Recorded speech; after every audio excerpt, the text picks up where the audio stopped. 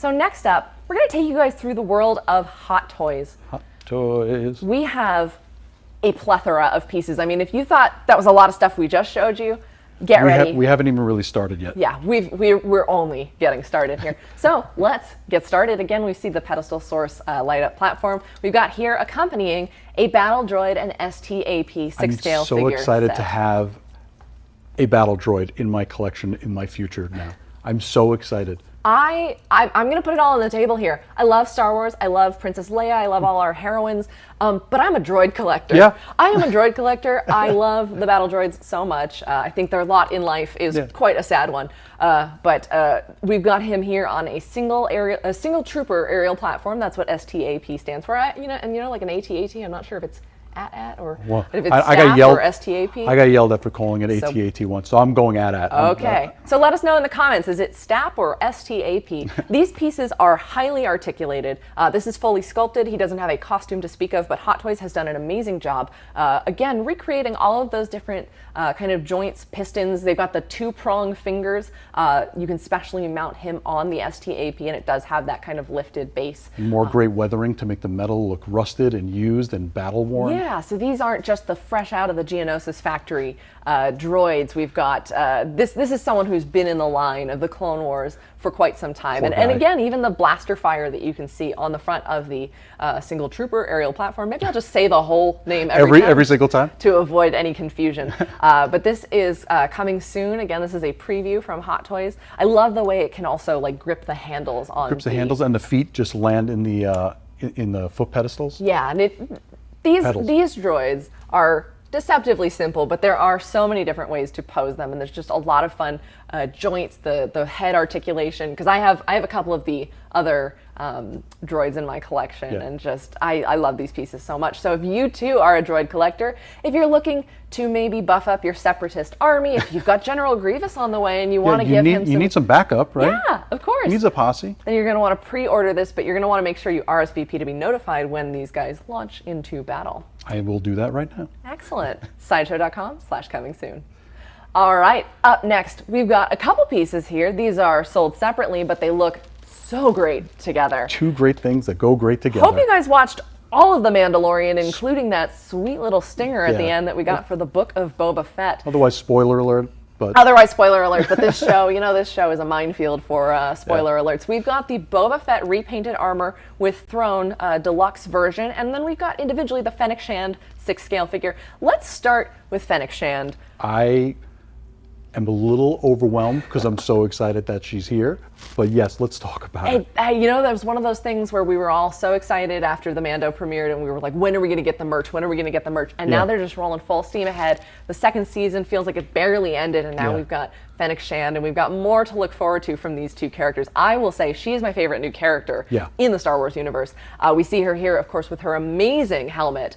So cool. And let's see if cameraman Sam can get in a little closer to show there is actually eyes and a nose, and there's part of a portrait in there. So that's a really cool way you can look if you've got different angles on her. Of course, if she's focusing downward with her kind of sniper rifle. It's really perfect for posing, because if you're doing the sniper rifle, you want to get the full Fennec Shand experience. You can, the full Fennec. You want the full Fennec. I mean, you have to have the eyes in there, and just seeing her in there. It's so mysterious. She's so intense. And she has so many amazing patterns going on in the fabric of her costume alone. I'll let Sam get in there, take a closer look, but even from the kind of tassets of her belt to the fabric on her shoulders, there are different patterns going on. It's not just flat, it's textured, Hexagons and kind of chevrons going on. Those are the. I love these words that you're bringing out. These are great words. Only a few patterns that I know. Thank you. Just a really meticulously detailed fabric costume. Also, cosplayers, heads up. Hot Toys is always one of the just really kind of premier sources for where you can get your costume information. Yeah. She's also got the sculpted gauntlets and the boots, and she's got beautiful pops of orange everywhere throughout her costume. Of course, she's even got it in her braid that is going down her back. Yeah, which you can see it from the side over there. But then we get to Boba. Then we get to Boba. Yeah. So I think one of the coolest things about this is it is his repainted armor. As we saw, he reclaimed it, he refurbished it, but we do see, and we'll getting a little ahead of myself, but there's another character in this lineup that has the damaged version of the Boba Fett armor. Right. You can see in the textures on the repaint where there are those sustained elements that Boba himself covered up. Right. Yeah, he painted it, but you know that it was damaged underneath. You can tell by the application that they did. You can still see the textures, and of course you still see the dent in his helmet. But it is very vibrant, and he does have that amazing fabric costume. That's the much more elaborate fabric costume than we saw from him, as parts of his armor are missing or need to be refurbished. But I love the pants he's got going on. I love the cloth pants that he kept. I love that he kept that as part of his outfit, because that's part of him now. Yes. You know what I mean? So that he kept that, and they captured that here really well. Yes. And then he added all the extra pieces to the arms. Yeah, and I love the kind of the cords that go from his wrist gauntlets to the jetpack, because he of course does have the jetpack on as well, and that kind of the faux leather belt again going on with that really cool buckle. Just a lot going on here, super intimidating, and of course we've got the detailed throne. The throne. We can't forget that. I mean, every figure comes with its own base, but this one comes with a throne. The base. It comes with the base of all bases, and taken from Bib Fortuna. Poor Bib Fortuna, but you know what? You know what? He looks like he did okay for himself, but didn't count on Boba Fett coming back. Didn't count on Boba Fett, but the metal and the weathering effect that they have here on the metal. Yeah, with that slight patina, the little green aspect to the faux bronzed paint. And again, you know, you can tell that this has been a dirty throne. This has been well used throne, because it's not just one color. It is definitely a used chair. Yeah, and he is available for pre-order on our website right now. There is a deluxe collectible set edition, as I mentioned earlier, that does come with the unhelmeted portrait with the likeness of actor Temuera Morrison. Yeah. So you guys, again, with the really cool scarred portrait that we saw in the series. They did such an amazing job with that.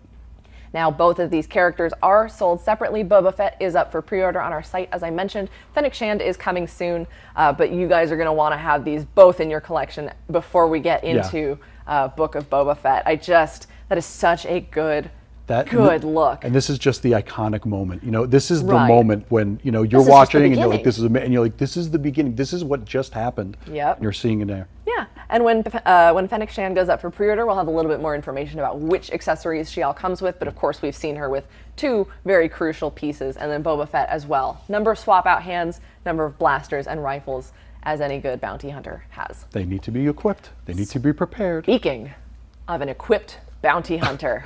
I don't know if I can handle this. This is intense. This is amazing. So before we even get too close in here, guys, want you to see, we're looking at a bunch of Hot Toys 6-scale figures alongside a quarter-scale figure from Hot Toys. I mean, when Hot Toys started to introduce these quarter scales, kind of blew my mind. That is roughly the size of a premium format figure, but this is an articulated character. Fully articulated. With a fully recreated costume, a number of accessories, so you can change your pose. So this is the Mandalorian and Child Deluxe quarter-scale set by Hot Toys. Look at this base.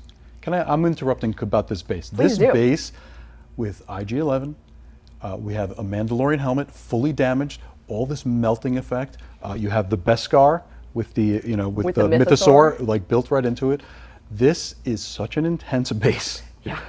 Alone. And I mean, it's almost like you said, it's the size of a premium format with the size, but it's a Hot Toy fully articulated piece. It is intense. All right, sorry. No, thank you. I just love it. I also want to call out, he's got a heavy artillery blaster, which itself is longer than most 6-scale figures are tall. I mean, look at that thing. That looks like something I would have in my car to like lift it up. It's huge. It's a tremendous piece. But you've got the swap out hands for gripping and holding onto that. You can pose it like we have here. I love that there are those clear backs to the figure stands, the kind of supports there.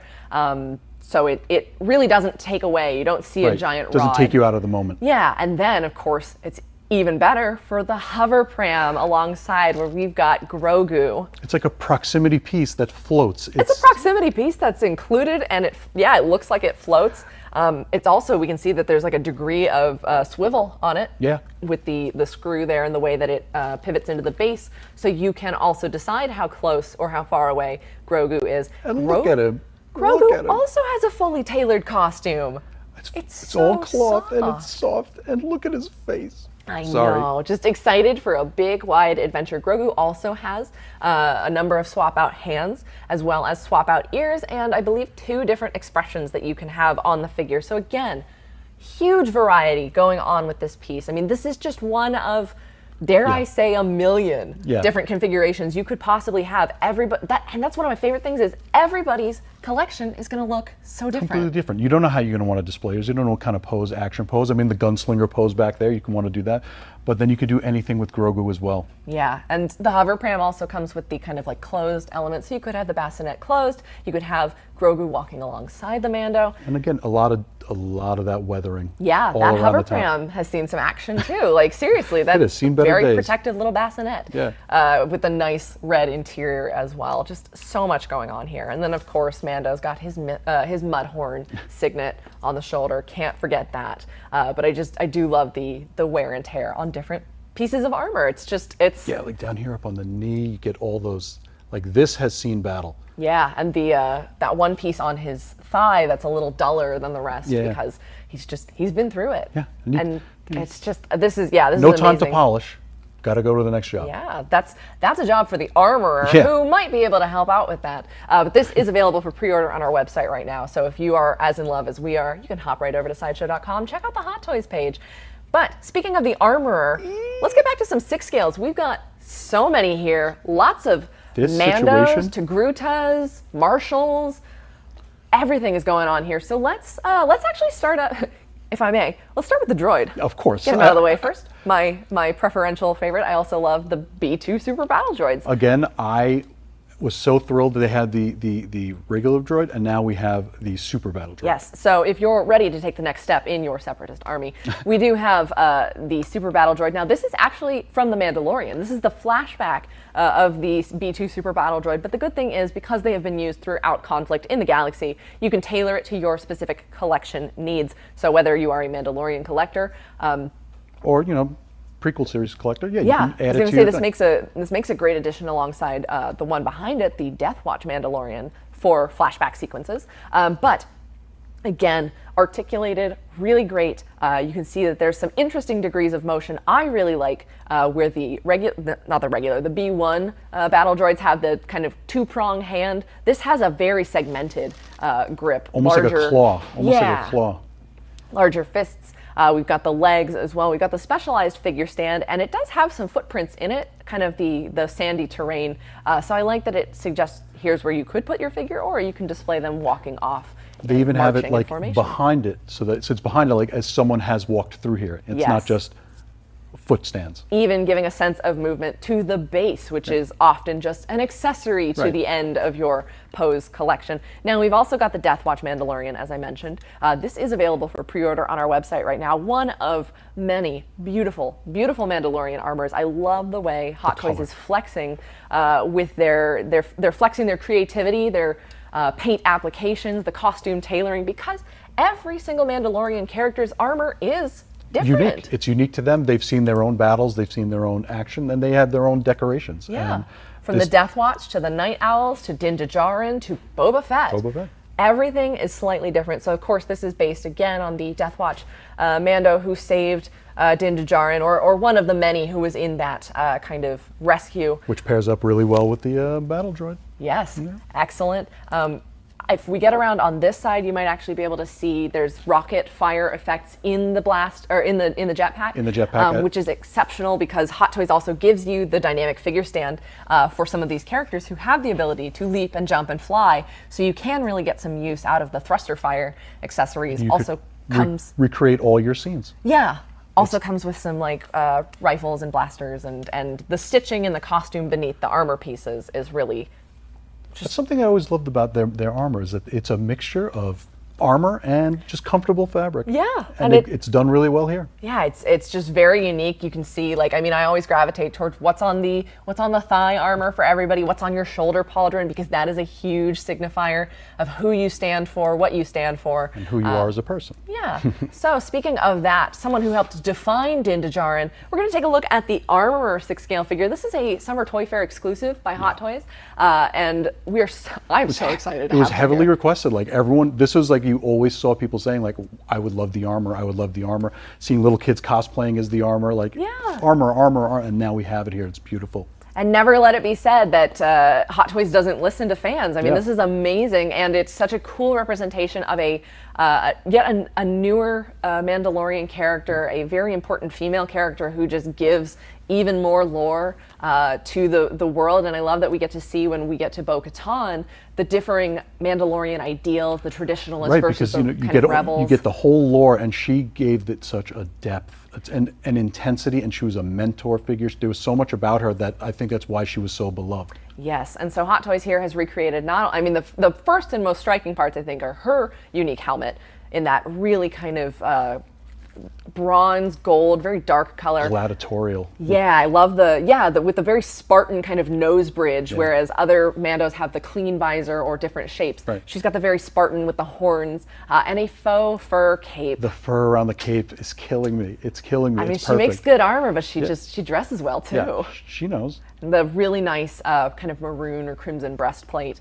She's got the kind of faux leather skirt as well, tailored fabric elements. And it looks like she actually has fabric boot covers, where most of these characters have sculpted. I believe that is a fabric boot cover. It looks it, yeah. Which is amazing. She also, of course, comes with some of her tools and a unique figure backdrop, not only the specialized nameplate and stand, but she does come with that backdrop you guys see for the kind of accessories to her. And I love the bases on this one, because I love all the sand-based bases, but these, I love the metal grating. Yeah, like the industrial style. Industrial style. Yeah, so let's move up to the Mandalorian, who's got a fresh set of armor. This is the Mandalorian Deluxe 6-scale figure with chrome-plated Beskar, but more importantly, I think you guys are seeing the unhelmeted portrait for one of the first times. I know Hot Toys did reveal it previously, but seeing it in debut. person is beautiful, and seeing it here is amazing. And I want to just say that I'm seeing Sam's camera view right now. The Darksaber in his hand looks amazing because of the way that they've painted that outer white, and the way that it just looks so cool. It would be tough to get it. I don't know if we can get that camera angle from this side, but even the jetpack, the pack is chromed out. It is so shiny. This thing is the shiniest of shiny. The Beskar spear as well. I mean, this is the Mando as he is loaded up with Beskar. But yes, this is the new version of the character with additional accessories. He also comes with a standing Grogu, which we don't have on display here.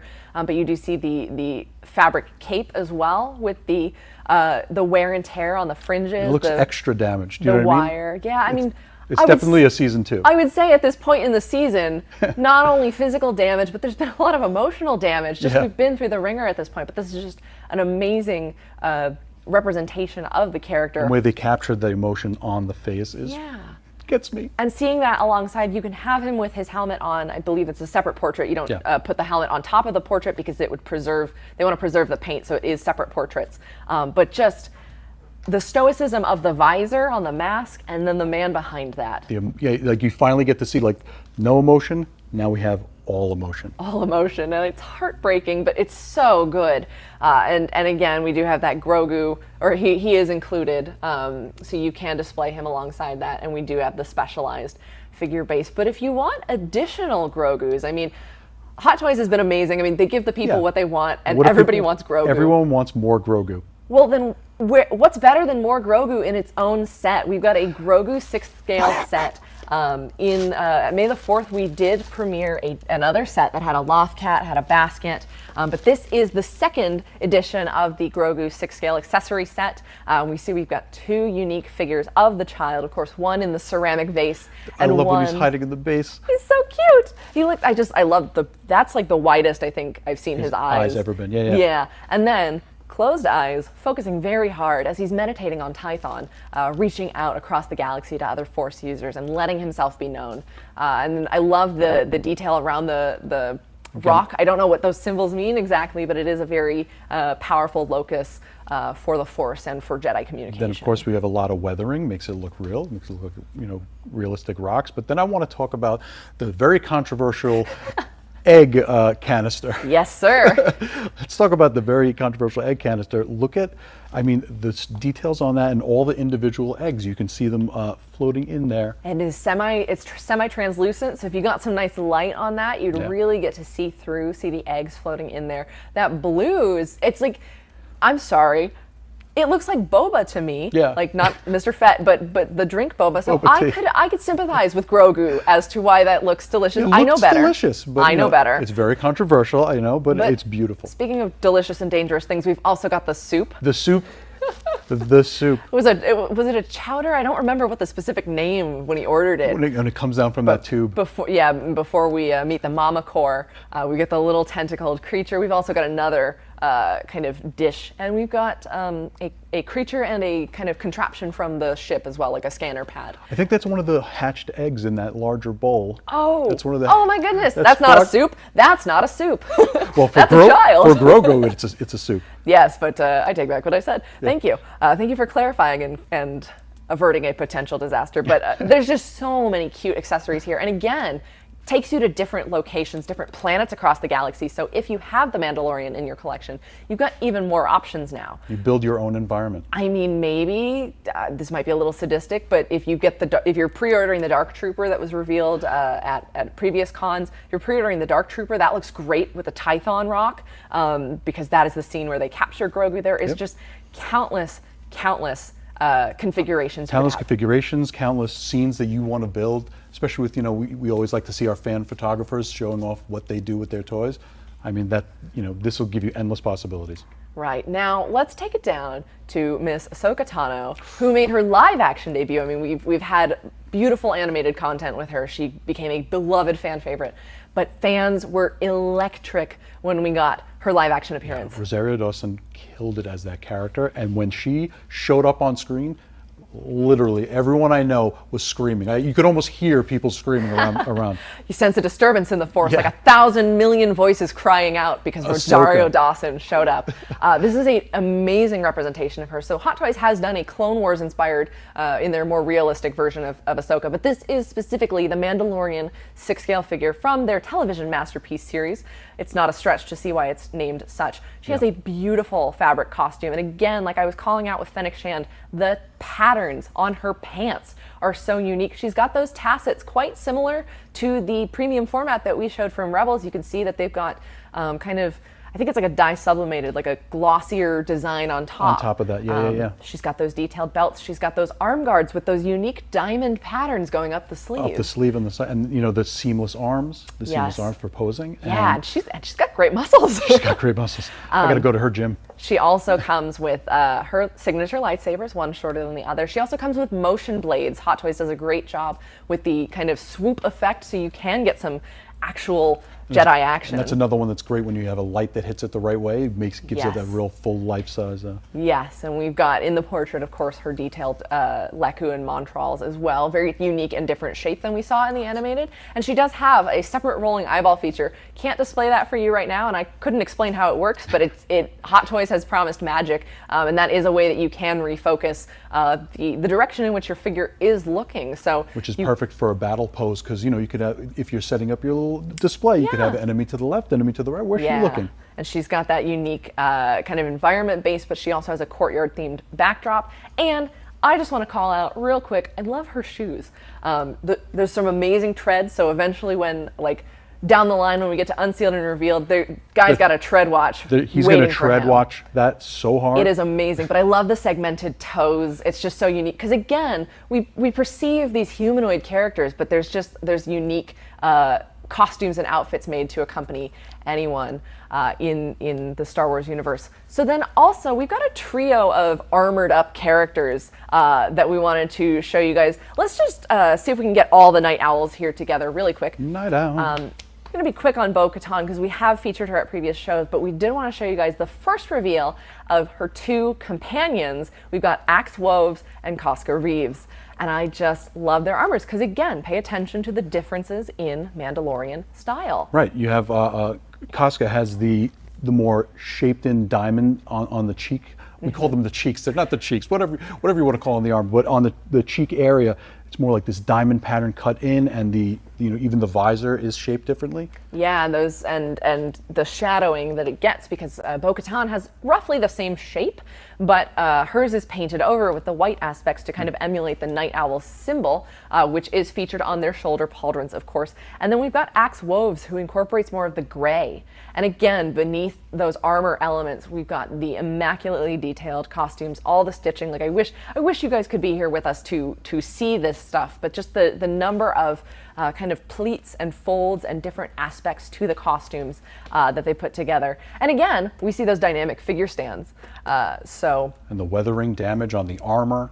The weather, I get obsessed and hyper focused on weathring damage because that's what really brings you and all makes the it dents, feel, all the scratches, all the dents, all the scratches. I mean, Axe Woves has this like a claw mark there, which is really cool. And so we've got blaster fire, we've got scratch marks, maybe from fighting a creature. I mean, this trio has been all over. So if you've got Bo-Katan in your pre-order waitlist already, or you're on deck for her, you need the entourage. Yeah, you need the entourage. I mean, of all the Night Owls, I don't want to pick favorites, but Casca Reeves' armor, just the blue, I think it's just the overwhelming amount of blue. That's so visually appealing to me. I love that so much. But and I didn't want to bring it up because when we were looking at the Grogu, I didn't want to get too far ahead, but I just keep thinking about that scene where she eats the little squid.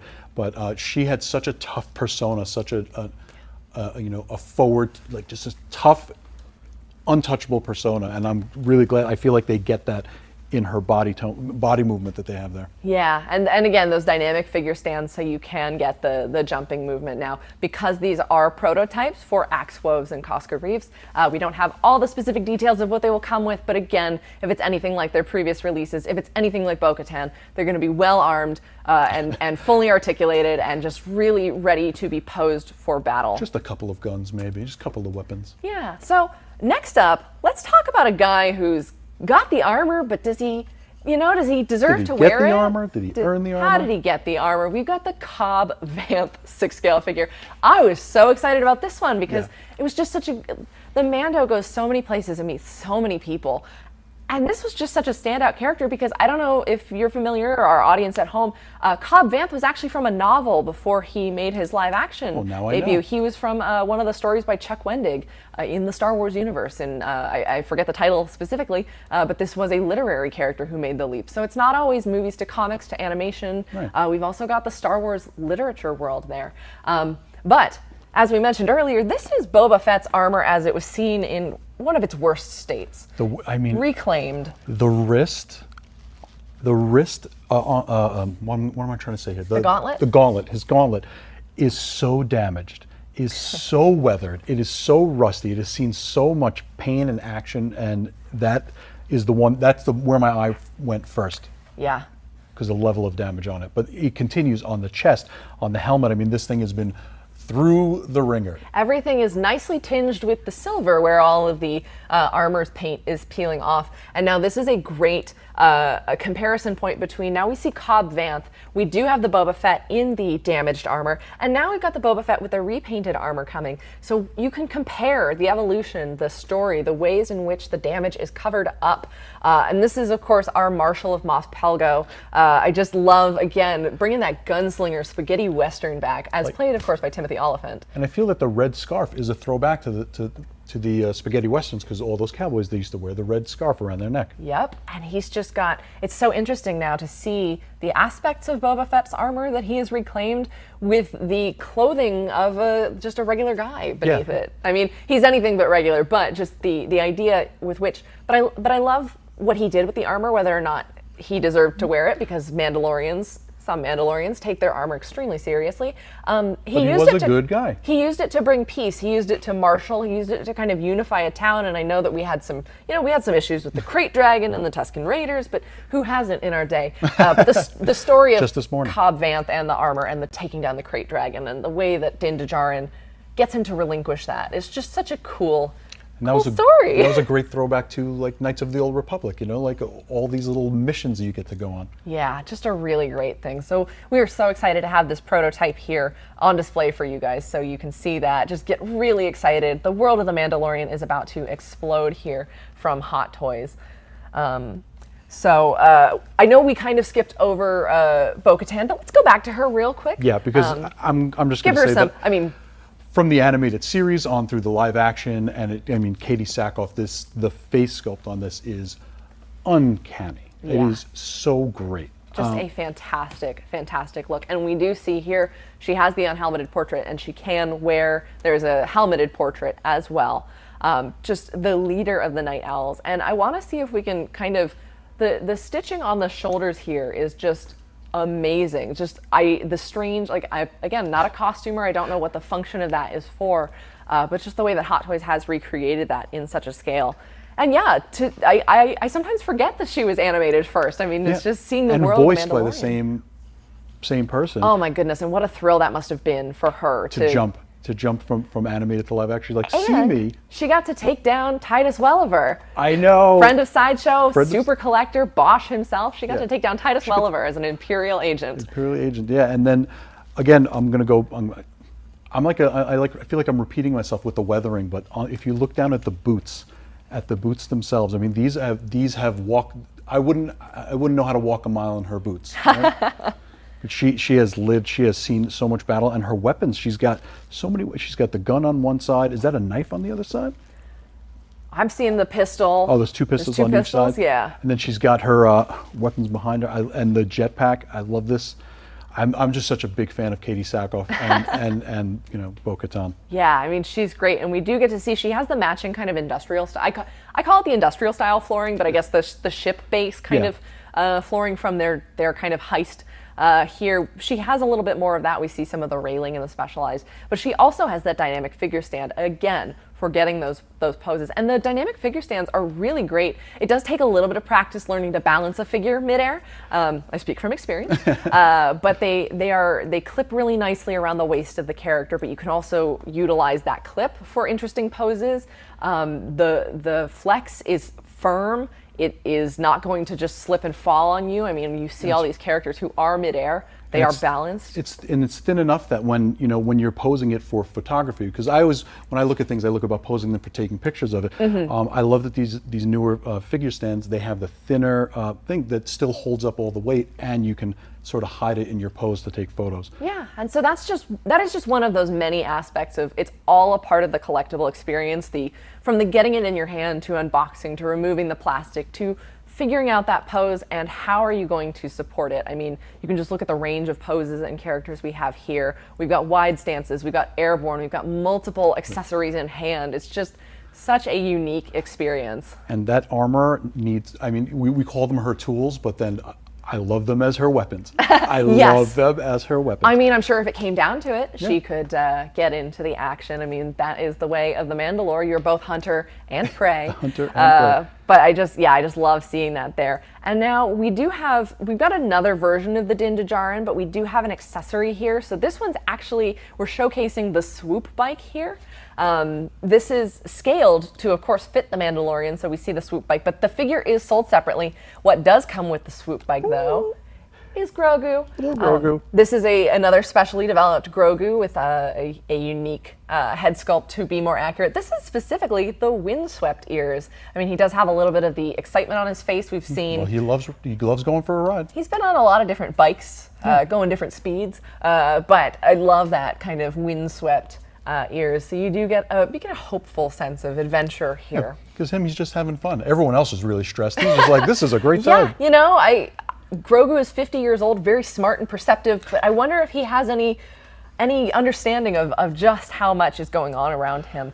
There are fabric elements on the swoop bike, which is really cool. Of course, we see the pouch, and there's kind of like the seat as well that the character can sit on. I know that the gun has a spot that you can lock the gun onto the rifle has a lock right there that you can put it on. Yes, and then we do have the specialized wasteland base, and again, dynamic figure stand. Dynamic figure stand. So it's not sitting on the ground. It is flying. You can have an action pose for your photography or for your shelf. And this is a big piece. Yeah, you can have it going full throttle, tilt it different ways. This is I would love to compare it to that heavy artillery gun that the quarter scale is holding. I know we can't really do that here, but this is a very, very long and detailed piece. You can see all of the very nice mechanism up in here, all the little different connectors and wires. And the rivets of everything connecting together. Yeah, and, I mean, it's almost as if Hot Toys fully constructed this. I mean, it's not just like, they didn't take the easy way. There are rivets, and you can see how everything fits together. And it matches on either side. I'm such a nerd for this right now, but the fact that the rivets are on this side and you know they match up on the other side, I'm such a geek for that. You're such a geek, but that's exactly what Hot Toys does this for. I mean, and again, that battle damage, like, this is not the prettiest bike in the shop. That looks a lot like my car. But it still goes. It still goes. I mean, if it gets you where it needs to go, where you need to go, that's all you can ask for. And I don't think Dindajarn is too picky. He's not too picky. Too picky about that. But the swoop bike is available for pre-order on our website right now, so you can check that out at sideshow.com.